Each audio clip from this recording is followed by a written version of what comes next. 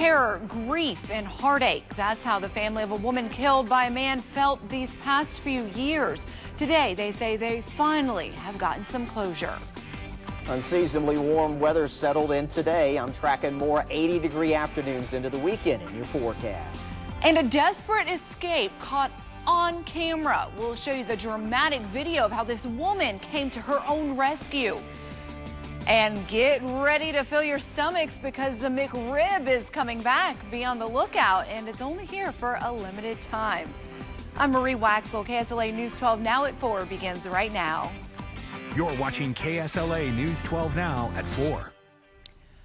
Just into our KSLA News 12 newsroom, we have just learned one man has been taken to the hospital after a homeowner shot a would-be intruder this afternoon in Arkansas. This is all happening in Miller County. We're told deputies rushed to a home at State Highway 196 and Miller County 290 just a short time ago. Deputies say the homeowner shot a person inside his home. Now, here's a look at some photos from the scene. We're told that multiple shots were fired.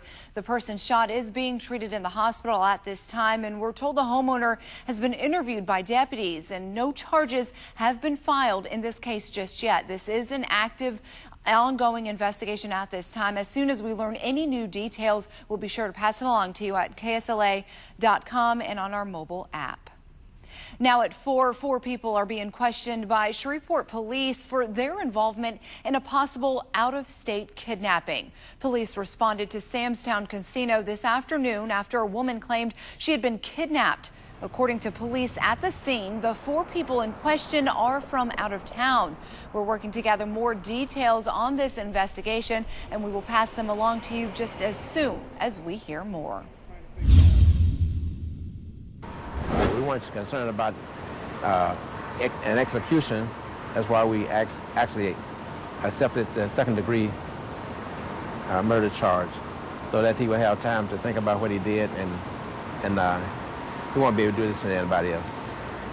A Caddo Parish judge handed down a guilty verdict today for 29-year-old Kevin Brown on trial for the stabbing death of his ex-girlfriend. Prosecutors say Brown attacked and killed Alicia West in her Shreveport home back in December of 2014. Now, you just heard from some of her family members. Coming up next at 5 o'clock, hear why prosecutors say testimony actually from outside the courtroom is what ultimately sealed Brown's fate. And we were the first and only television station to alert you of the judge's decision this afternoon. You received that notification just after 12 noon. Be sure to stay up to date with all developing and breaking news stories by downloading our KSLA News 12 app. Now at 4, this Texas mother is behind bars accused of killing her 2 children. Police say 29-year-old Sarah Henderson has been charged with capital murder. Henderson County deputies received a call around 2:30 this morning reporting a woman had shot her 2 children. When police arrived, they say the 7- and 5-year-old children were found dead. New at 4, some changes are coming to the Sports Trans bus routes, but as Eric Pointer explains, not everyone is happy about it. A Sports Trans bus stop will be moving from the VA Medical Center down a hill and across the street to right here. And we talked to one veteran who said that this is going to be inconvenient to veterans who have to take the bus. They drop us off right here. What about the veterans who in wheelchairs and scooters to go up the hill? Also due to the rain, to the cold weather and things. To me, I don't think Sports Trans have no consideration for the veterans. We also reached out to Sports Trans, and they say they're working on a solution. We'll have more of Eric's story coming up at 6 o'clock. We're following more breaking news right now. KSLA has just confirmed a Caddo school bus is involved in a crash. Here is a live look from the scene right now. Again, this is happening in Caddo Parish.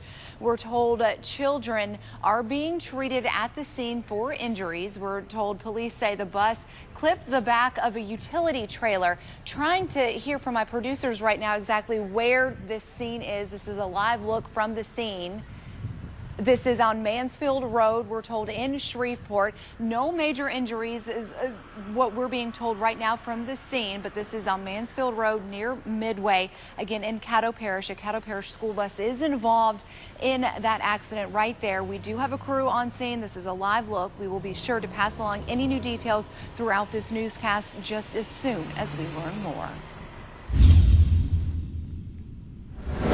And let's go ahead and take a look at other traffic areas across the Shreveport-Bossier area this afternoon. Here's a live look at several spots along I-20. You can see that one in the top left corner of your screen over Cross Lake. We're going to go ahead and give you the green light if you are traveling in Shreveport-Bossier. But it was a much different scene up in Bowie County in East Texas, actually. They say traffic is still down to one lane as emergency crews are working to clear a deadly crash in New Boston. We're told 2 people have died and a third person has been injured following a head-on crash. Now, this all happened around 1:15 this afternoon on Highway 8. That's about 3 miles north of New Boston, Texas. No names have been released at this time, and officers are still working to determine an exact cause of that crash. In southwest Arkansas now, roads are back open this afternoon in Miller County after a deadly head-on collision there. That crash happened around 7 this morning on Highway 67 near Highway 108. Arkansas State Police tell us 24-year-old James Crow of Hope was driving south on Highway 67 when a vehicle driven by 64-year-old Forrest Stewart crossed the center line and hit Crow's vehicle head-on. Crow, we're told, died at the scene. Stewart was taken to a Texarkana hospital. His injuries unknown at this hour. State police tell us they are working to determine the cause of this crash as well. Switching gears now, let's go ahead and check in with Chief Meteorologist Jeff Castle standing by in our Storm Tracker 12 Weather Center. Jeff, it seems like we're on the upward swing of our temperature roller coaster. How long is this warm temperature going to stick around? Well, Marie, it looks like through at least the start of the weekend and probably through the start of next week as well. We're actually close to record high temperatures this afternoon in Shreveport.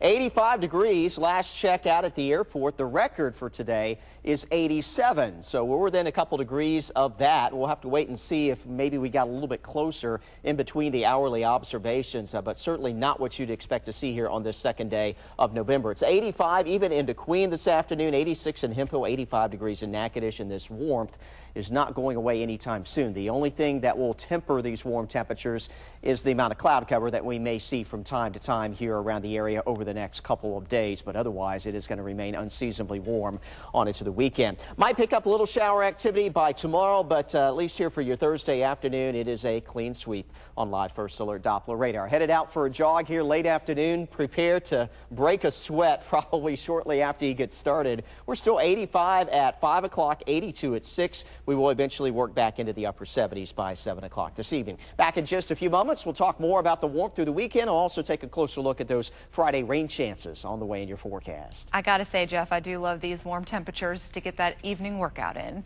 All right, a Louisiana National Guardsman is back home in Shreveport tonight after spending the last month helping with relief efforts in hurricane-ravaged Puerto Rico. Nick Lawton has more. Welcome home signs are still erected here outside a home in Shreveport as a family welcomes home their father, Louisiana National Guardsman David McGarity, from assisting with hurricane relief in Puerto Rico. His own story on the devastation he witnessed next on KSLA News 12 at 6. All right, now follow me on this next story. A woman comes to her own rescue after escaping her kidnapper's trunk. Yes, it was all caught on surveillance camera. Take a look at this. You see the car pulls into this Alabama gas station. Now, this is in Chilton County, Alabama, which is just south of Birmingham. A man gets out of the car and goes into the store, and seconds later, the trunk pops open, and police say that's his victim running from outside of the trunk inside of the store, and she's running for her life. She actually ran inside that store, and then once her kidnapper spotted her, that's when he took off. But police say they were able to catch up with him and arrest him, and he's now facing multiple charges. Now to an update at 4. We now know both Americans killed in Tuesday's attack in New York City. They've been identified as Nicholas Cleves. Here's a look at him. He's 23 years old and he's a New York native who had just graduated from Skidmore College. He was working as a web developer, software engineer, and analyst. The other American killed in the attack, Darren Drake, a 32-year-old from New Jersey. Now at 4, the suspect charged with carrying out a domestic terrorist attack that killed those 2 Americans we just told you about is being held without bail in a federal jail in New York City. Police say they are now working to piece together the suspect's whereabouts leading up to that deadly rampage. Right now, police think that the suspect is the lone wolf in this attack. Bicyclists and runners have now been able to return to the bike path where 8 people lost their lives earlier this week in Lower Manhattan. I'm not going to let one crazy guy change it. I'm not going to let him take it away from me, and I don't think any of us will. Right now, investigators are going through the suspect's background and questioning his friends to try and figure out exactly what may have set him off. He's facing federal terrorism charges.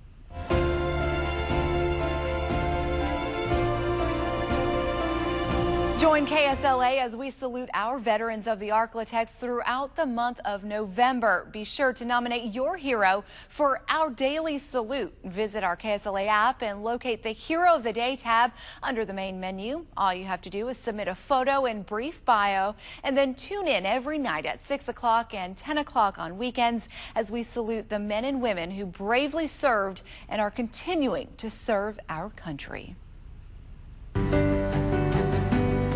Well, tomorrow is the big day. You could win a house or a number of other great prizes.